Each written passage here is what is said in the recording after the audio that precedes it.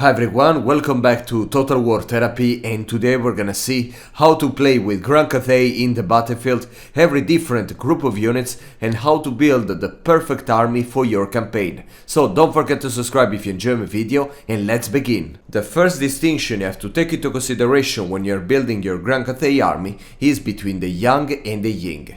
Every different unit in the Grand Cathay roster has one of these attributes, and if you have a unit with the Yang attribute, this unit will get bonuses in the presence in the nearby of Yin units. The Yang units are more specialized in melee, that's why the stats that get boosted are the melee defense and the melee attack. Instead, the Yin units that are more expert in missile and magic, they will see stats like the leadership, the speed and the reload time to be enhanced. Now, you have to find the right mix of Yang and Yin units when you're building your army, and then you have to make them fight together, because if they are close, if they fight together, they will overperform their stats. As you can see, the first units that you will be able to recruit during your Grand Cathay campaign are the peasants with spears that of course are Yang units, and the peasants with bow that are Yin units. The most basic formation that you can think of is of course with the peasant with the bow that are the damage dealer of your army. Yeah, it's hard to believe, but in this first step of your campaign it's like that. And then the spearmen, the bowmen, the spearmen of the peasants that will protect all the sides. Of course you have to prioritize the front line to get more, to make it more bulky, but then you have to protect your flanks and your back guard too. In this way you will build the most basic formation that can be quite effective compared to other ones. As I said, making them fighting together close to each other, you will see even these very weak and poor peasants to see their stats increased and to perform far better than you will expect. When you will move forward with your campaign, you will be able to recruit different kinds of melee infantry. Of course, we're waiting for the Monkey King DLC that will better fulfill this part of the roster, but for now we have these three very valuable options. First, the Jade Warriors with shield, that are better suitable as your front line, because being shielded they will be more protected by missile attack, and they have still a good armor and a good defense. Then we have the Jade Warriors with the halberds. In this case they don't have the shield, they are less protected by from missile attack, but they are better against large units. They have the charge defense, the charge deflection, so yeah, they are quite scary for a cavalry charging you, because all the damage will be reflected towards them, of course if they are in the bracing position. In this case you can deploy them as your flankers or in your rear guard, so they can protect your missile units or defend your flanks from cavalry, dogs and any monster attacking them. Of course, if you are playing against a monster focus faction or army, you can even use them as your front line. Then in the very late campaign you will unlock the Celestial Guard. The Celestial Guard is a very elite unit. They are both shielded and anti-large, so they satisfy both roles. They are great against large units, and at the same time they will be protected by missiles. Of course, they are very expensive, so I would not suggest you to fill your army of them unless you have plenty of money in the game. But yes, the Jade Warriors are already very good unit that you can boost with technology and the red part of the skill tree of the character, so you don't need necessarily a lot of Celestial Guard, but having a couple of them in your late game army can make the difference, because they will be almost immortal. About the peasants with bows, of course you can upgrade even them over your campaign, because sooner or later you will be able to recruit the Jade Warriors with the crossbows. There is the version with shield and the version with not, but it's basically the same. They are far better, of course, of the peasants bowmen. They have a lot more of ammo piercing damage, and yeah, they're definitely more effective. And when you will unlock the advanced military building in the very last tier, you will be able to recruit even the Celestial Guard with the crossbows. This is a very amazing missile unit, but of course it's very expensive. They deal a lot of damage to your enemies, whatever it's their armor, their states, or yes, whatever. They are incredible. But even in this case, they're very expensive, so you will be probably able to recruit and to upkeep just a couple of them. Don't exaggerate, but yeah, they do a really great job. Once you master the great power of the arrows and the bows of the crossbows of Grand Cathay, you can start to explore the world of the gunpowder of Grand Cathay. These units require more management, more attention, and a better understanding of the game.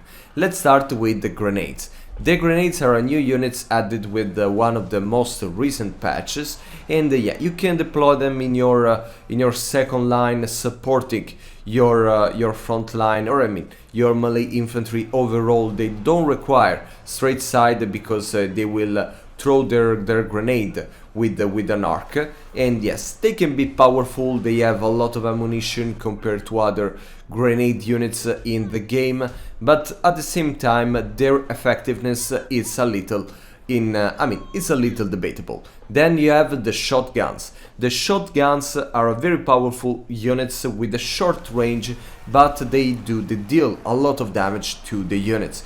You can deploy one or at most two of them in your front line because they require straight sight and you need to defend them. You can put a character, a hero or a lord in front of them to protect them by units charging. And yeah, in general too, they require of course a little of babysitting because they have a short range, so units can get close to them, and if they don't take care of it as soon as possible, this unit will definitely attack them. So protect them and they will do a really good job.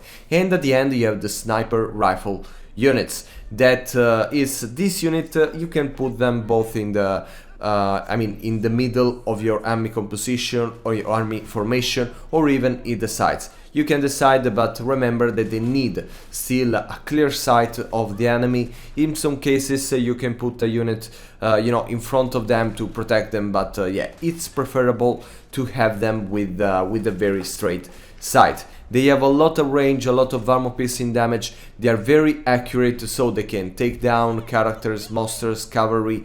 Yeah, they're very versatile, but even here they need a lot of protection. But not that much protection from missile attack, because they have a huge shield to protect them. So yeah, use them wisely, and even them, they will make the difference in the battlefield. Now let's talk about the characters, the heroes and the lords in the Grand Cathay world. First, the heroes. You will have access with the basic game to two different kinds of spellcasters. The alchemist that will use the magic lore of metal, and the astromancer that will use the lore of heavens.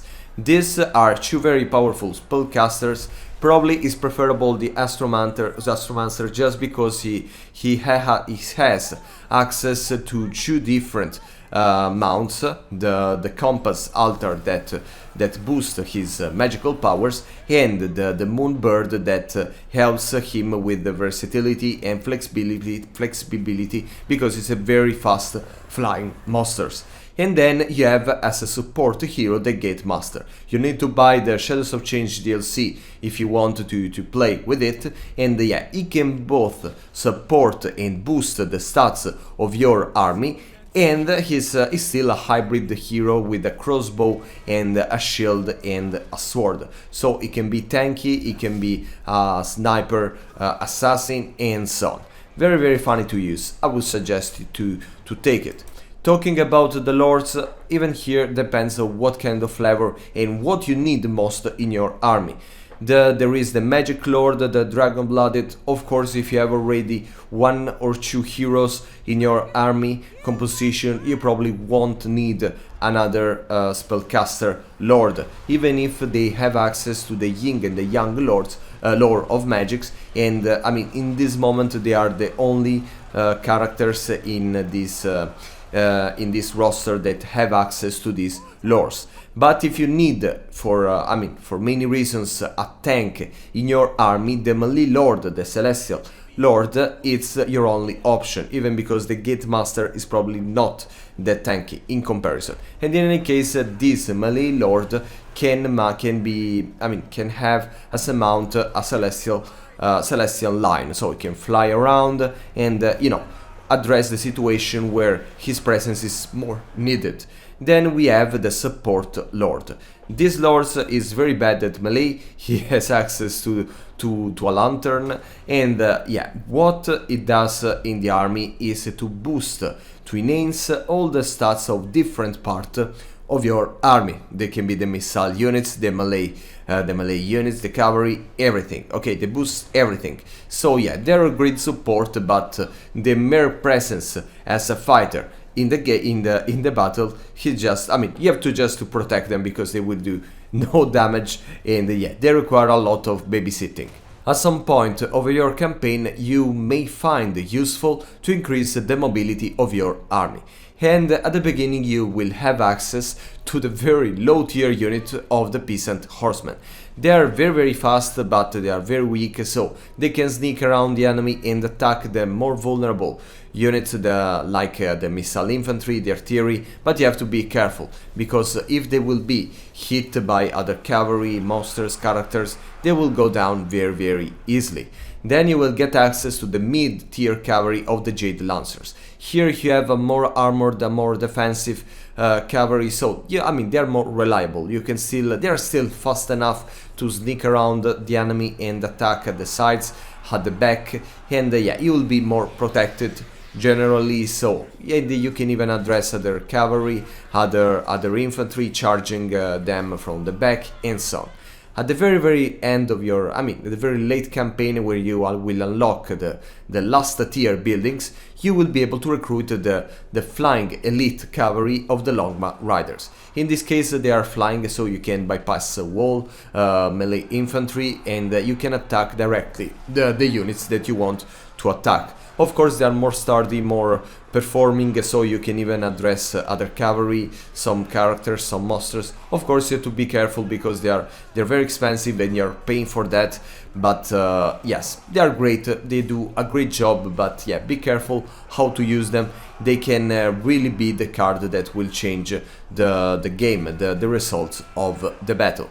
I would suggest to get 2 or maybe 4 if you want to focus on that, but probably 2 is better in your army, 2 units of cavalry, because you will always need this better mobility and large numbers units that can address large number enemies. As the last part of your basic army formation and composition, you will probably need some artillery. You have 2 options with the Grand Cathay roster in this moment, and I'm talking about the anti-infantry artillery and the anti-large artillery. Of course, you can understand easily about what depends to recruit one or the other. Probably it's better to have one of any category, so just a couple of artillery, one that will focus more on tearing down on annihilating all the bunch of melee infantry that will be addressing. They will be coming to your army, and even to the missile infantry. If at some point they stop and they start to shoot at you, they can be a good target as well, and this artillery piece is quite destroying. And then you have the anti-large option. If the army you're fighting with is more focused on monsters, on cavalry, or in any case they are more accurate, they will hit strong large entities, and even in this case they do a great job. So the best thing, as I said, is probably to find the right mix, the right balance, and they will bring havoc to the battlefield. Now let's address the flying war machine issues in this part of the roster. You will have access to this couple of flying war machine option. One is an anti-infantry, big, very strong artillery piece. Is just 1 entity, so will probably deal less damage than the artillery field one. But yes, is specialized against anti-infantry. He has better mobility, some snipers on on over them, so yeah, it can be helpful in many situations. And of course it needs to be protected, because the missile units of your enemy will prioritize to take it down, or even the flying. Okay, they will just directly go to them, but yes, they are quite strong, and in the very late campaign you should recruit one of them. And then we have the little brother that I still don't understand why I should recruit. This unit is better as a mount for your support lord. So yes, I mean, I just don't see why you should spend money and in turns to recruit these not that much necessary units. Of course, if you're playing against a chaos faction, it can be good, just just because some chaos faction, they don't have neither, like Slanesh, I mean, most of times they don't have neither missile units nor flying units. So I mean, you will be well protected, and you will no one will threaten you. So in these very rare circumstances, can be a valid unit. Now let's address another couple of units in this roster that I mean, their effectiveness in the battlefield is debatable. First, the magical support of the complex. This unit can be the mount of the Astromancer. That's why I would not suggest to recruit. But I mean, it's better to recruit just an Astromancer with this mount. It has a couple of spells that I mean, they can be strong, and then they boost the magic powers of your spellcaster. So if you're making an army that relies especially on magic, it can be a good option, but yeah, as I said, a little redundant maybe. And then you have the war drums. The war drums have different option. I mean, just a couple. Actually, there is the Regiment Renown that has an additional option. You need the Shadows of Change DLC to be able to recruit them, and yes, they can increase the reload time or melee attack of your units or the armor.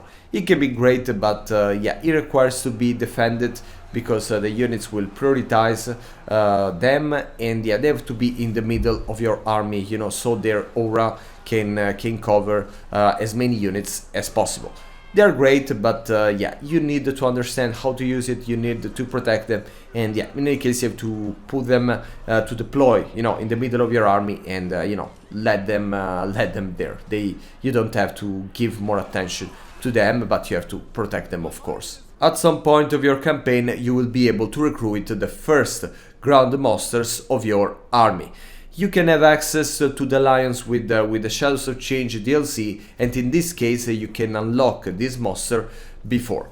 The lions are two. There is the Jade Lions that is more specialized in attacking the enemies. He has a better charge. He should just charge, you know, infantry, then target cavalry. He has a wind spell that can be a little helpful, and yeah, he can also attack characters and so on. Then we have the Jet Lion that is more defensive. He's more tanky. He has the mirror reflection ability. Oh, okay, I don't remember if this is the name, but that can reflect the missile attack of some enemy units and send, for example, their arrows towards them. And then he has the silent attribute, for example, that it's very great because the lords and heroes of your enemy nearby, they will not be able to cast their spells or to use their abilities. And then in your very late campaign with the basic game, you will be able to recruit the Terracotta Sentinel. The Terracotta Sentinels, it's a huge dude, very tanky, a little slow in the movements, and you know, as a speed, he's strong, he has a good attack and good melee defense, he performs well. Of course, they will be the centerpiece of your army, very expensive, very prioritized by the enemy, so you have also to protect it from missile attack and so on. And yeah, it's a great unit and very funny, and yeah, I just love it. Actually, I just love it. If you want to expand the air fleet, the aviation of your Grand Cathay roster, you need in this case the Shadows of Change DLC, because the 3 units of them will be accessible only with that. Let's start with the Onyx Crewmen. They are flying infantry, probably better than all the other flying infantry of the game, like bats, harpies, or chaos furies. They're good at harassing. They can you know, bypass the front line and hit the missile infantry of your enemy, the artillery, and so on. They are quite strong, they are fast, and I mean, they are nice, good pets. And then you have a more tanky beast, the Celestial Lion, added with the second patch of Shadows of Change. This is a tanky beast that is not particularly strong at dealing with I mean, at attacking, at dealing damage, but he can protect your back, your sides from particularly strong monsters, cavalry characters, and so on. So he can be helpful, and he can be also the mount of your Celestial Lord.